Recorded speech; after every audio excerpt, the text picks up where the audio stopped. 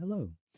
In this short lecture, we're going to be looking at some of the stories that we in England tell ourselves about who we are and where we came from. And we're going to probe and interrogate those stories a little bit to see to what extent they are myth-making and to what extent they create false narratives about our past. If you've been following the news about the United Kingdom over the last few years, there are two stories that you've probably encountered. The first is Brexit, that is, Britain exiting the European Union. The second is Britain's participation in the Black Lives Matter movement, and specifically the tearing down of statues and the throwing of one statue into a river. Now, both of these stories connect in their relationship to migration and diversity in the United Kingdom. And both of these stories have engaged in great debates about what it is to be English and the past of this nation.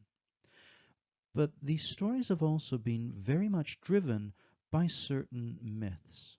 These are predicated by who gets to tell the stories about who we are and who gets to shape the identity of Britain in the cultural and historical records.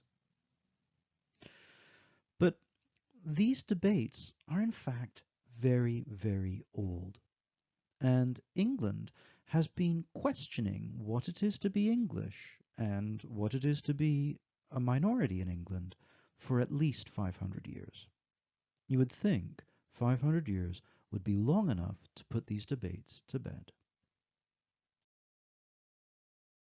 So I'm going to be talking a little bit about diversity in Shakespeare's London. And think for a minute about what Shakespeare's London was like and see if that can give us some insight into what Shakespeare's characters sometimes say about diversity. We often think of the past as being a certain way, and the Brexit debates have certainly invited people to make proclamations about what England is supposed to be like and what it was historically like. But a lot of those statements turn out to be false. They often rely on a myth of English purity. I say myth because, as we'll soon see, there is really no time in England or Britain's history where there was a pure-born Englishman. That the English have always come from a well-traveled mixture of people. So how accurate is that image of a real England? And I've put that in quotations. If we look across Shakespeare's body of work, surprisingly few of his plays are set in England, and even fewer set in London, perhaps only his historical plays. And as his career progresses, he moves the location of his stories further and further away, to exotic lands, to imaginary lands. And his stories often engage with questions of identity and diversity. Two of those plays are set in Venice. Venice is an important metaphor in Shakespeare's work. At the time, Venice, a crossroads city, was a great city, important historically, but also one of the most diverse cities in Shakespeare's world. It was a crossroads place, a meeting point of cultures and people. Now, in one of his plays, The Merchant of Venice, he has a Jewish character, Shylock, who provides a very important speech.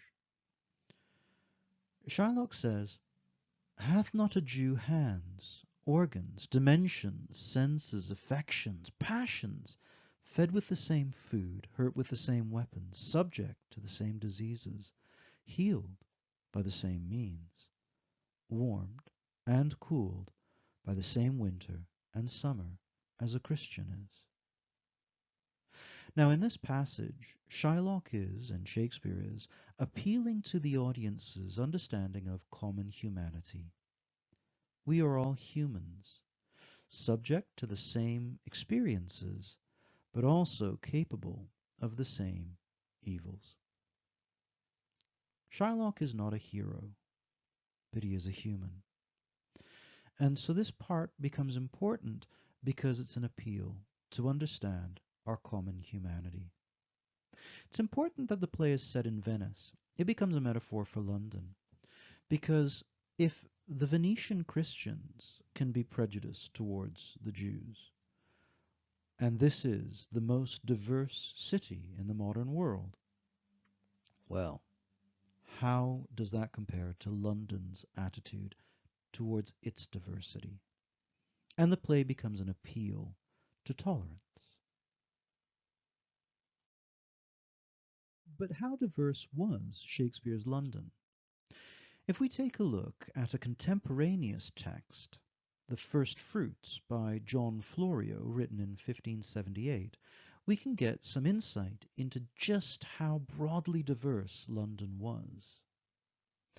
This text is written in Italian and in English, and it's designed to introduce Italians to life in London, and it does so through a set of dialogues. If you look halfway down the second column, you can see a snatch of this dialogue, which talks about some of the diversity of London. The visitor asks, "The strangers, where go they to church? Not to the English?" "No, for Frenchmen go to the French church, and the Flemings to the Flemish, the Italians to the Italian. Every one hath a church with good order." Now this is quite revealing that the immigrant communities in London in 1578 were so well established that they had meeting places and places of worship. The French Huguenots numbered about 15,000 by 1578. That doesn't sound like a lot, but considering London's whole population was only 200,000, that works out to about 7 to 8%. Add to the French, the Italians, the Germans, the Spanish, the Flemish, the Portuguese, and we start to get a portrait of a very diverse city indeed. We can shape our understanding of Shakespeare's values and attitudes towards immigration in this text. This is the book of Sir Thomas More, and Shakespeare was commissioned to edit and revise certain passages of this.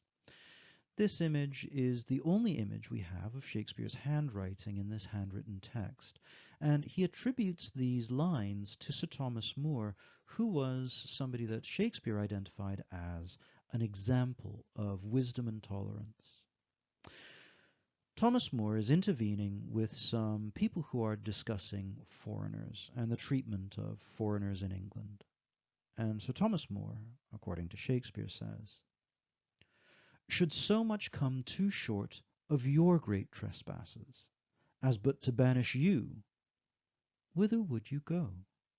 What country, by the nature of your error, should give you harbour? Go you to France, or Flanders, to any German province, Spain, or Portugal, nay, anywhere that not adheres to England? Why, you must needs be strangers." In this text, Shakespeare is saying that all of us, but for the grace of God, also may find ourselves in the need of assistance in a foreign land. Most migrants move because of famine or fortune. Perhaps they are expelled by their country by a lack of funds, poverty, famine, devastation, war, and they find themselves strangers in a strange land. But if you too were one day expelled from England, you should hope that your new hosts treat you with courtesy. It's a compelling argument for expressing kindness and humanity to our fellow humans. So we can see that in Shakespeare's work there is a strong and compelling case for tolerance in an incredibly diverse nation. I don't know where the myth of English homogeneity came from, but it's one that Shakespeare, in his day, didn't recognize and certainly didn't agree with. The First World War makes for a very good, very interesting, and compelling story. It's a story that I suspect many of us have heard in some way, shape or form before.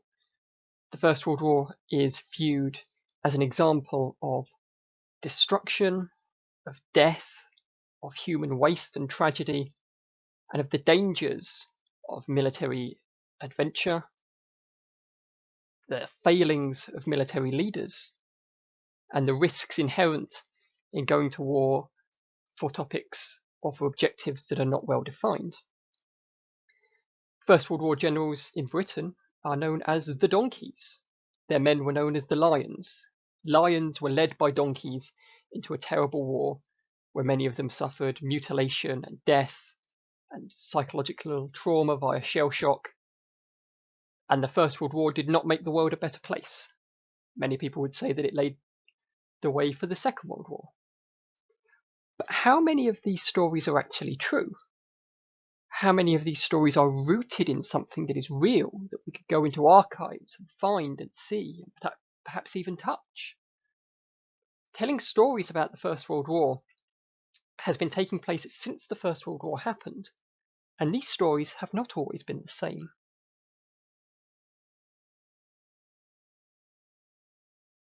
This is a quote from a British soldier and writer of the First World War called Charles Carrington. He wrote in the 1960s about the nature of his First World War experience. And when he says here, "Is it any use to assert that I was not like that, and my dead friends were not like that, and the old cronies that I meet at reunions are not like that?" he is addressing directly the story of the First World War that I just told you, that the soldiers experienced regular death and horror and trauma, and that the war was a terrible thing, a terrible undertaking, and a terrible experience for them all, to the extent that men who exited the army at the end of the war were broken shells of men, devastated and traumatized by the war that they had undertaken. And Charles Carrington says that is not true. It was not true of him. It was not true of his friends who are still alive. It is not true of the men of which he saw die, his friends who perished in the war. He is saying that the popular story of the First World War does not relate to his own experience.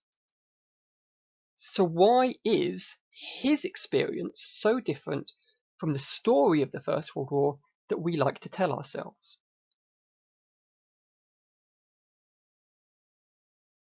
To understand and answer that question, we actually have to break it down into several other questions to do with how history works, how historians work, and how societies remember things.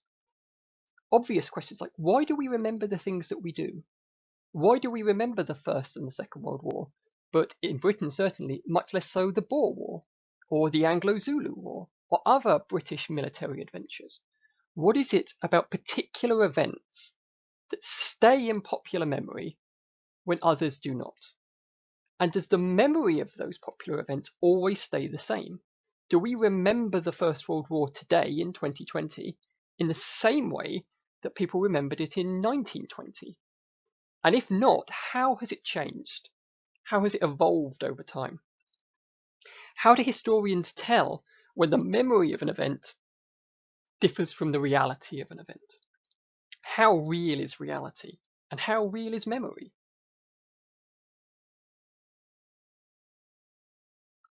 The understanding of memory within history is an entire sphere of what we refer to as historiography, which is the collected writings of a particular topic. Historians like Dan Todman, or Jay Winter, or Antoine Proust have written huge studies of why people remember particular moments, particularly things like the First World War. And what they tell us is that memory and history evolve constantly. They are not stable, constant things. They change over time. Each evolution is built using the foundation of the evolution that came before. So that when we look back on the war in 2020, what we are looking back on is an evolution of popular memory drawing from 1920 and 1960 and 1980, all the while this memory of the war changing in a manner which reflects the society from which it came from. When you can understand one, you can understand why the other has prominence or importance. The answer to the question, why do we remember things, is often, why do we remember them at this particular time? Something that has been forgotten because it no longer serves a purpose. We remember the First World War in 2020 because it is of use to us in 2020. And to understand how and why this works, you can go back into original archival material, such as this image here from the BISC archives, talking about a regiment of soldiers raised from the area around Hurstmonceux Castle who went to fight in the First World War. Their experiences of the war would differ from many other people's experiences, but together they form a cohesive whole, which allows us to understand the complexity of history. And from that complexity comes the evolution of memory. Once you understand how to read material from the past, you can begin to understand how it can be used to tell particular stories.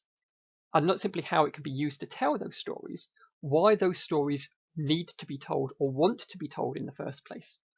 History is about unraveling the nature and the context of the stories we tell ourselves about our own past. We've seen how migration and change are a continuum and a part of British history. But what about the present? One of the most basic human instincts, migration, has come to define much of human evolutionary processes across time and space. It is shaped and is shaped by war and peace, economic trends, global health crises, and allows for global transmission of cultures and media. The term migration describes the movement of a person or a group of persons either across an international border or within a state. It's a population movement encompassing any kind of movement of people, whatever its length, composition, and causes. It includes migration of refugees, displaced persons, economic migrants, and persons moving for other purposes, including family reunification. There are 5 categories of migrants, each of whom will be explored in this lecture. Consider how these categories today reflect Shakespeare and Thomas More's defense of the migrant. What if we too found ourselves in exile from our home? Would we expect compassion from our new hosts? We too may strangers be.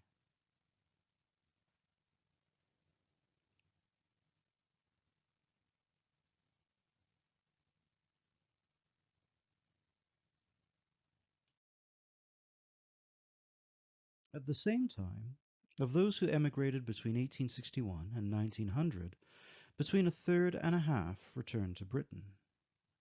During the same time period, migration to Britain from across the empire remained small by comparison.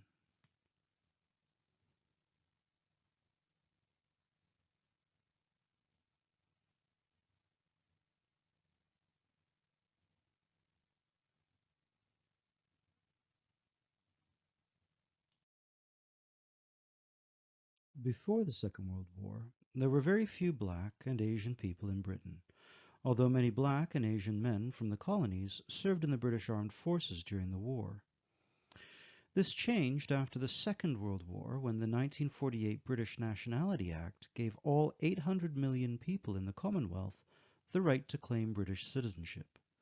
This gave them the right to come and live in Britain, the mother country, without restriction. This so-called Windrush generation refers to the immigrants who were invited to the UK between 1948 and 1971 from Caribbean countries such as Jamaica, Trinidad and Tobago, and Barbados. The name derives from the ship MV Empire Windrush, which on June 22, 1948, docked in Tilbury, Essex, bringing nearly 500 Jamaicans to the UK. From the mid-1950s until 1961, 30,000 people a year emigrated from the new Commonwealth to Britain. Restrictions on immigration from the Commonwealth were then imposed in 1962. As you can see from this short talk, the debates that we are having here in England today about Brexit, about Black Lives Matter, and about migration are part of a continuum, a historic flux of people who come and leave this nation, making up the British public. For more information on the BISC 100 101 courses, why not visit our website at www.queensu.ca/BISC. Thank you very much.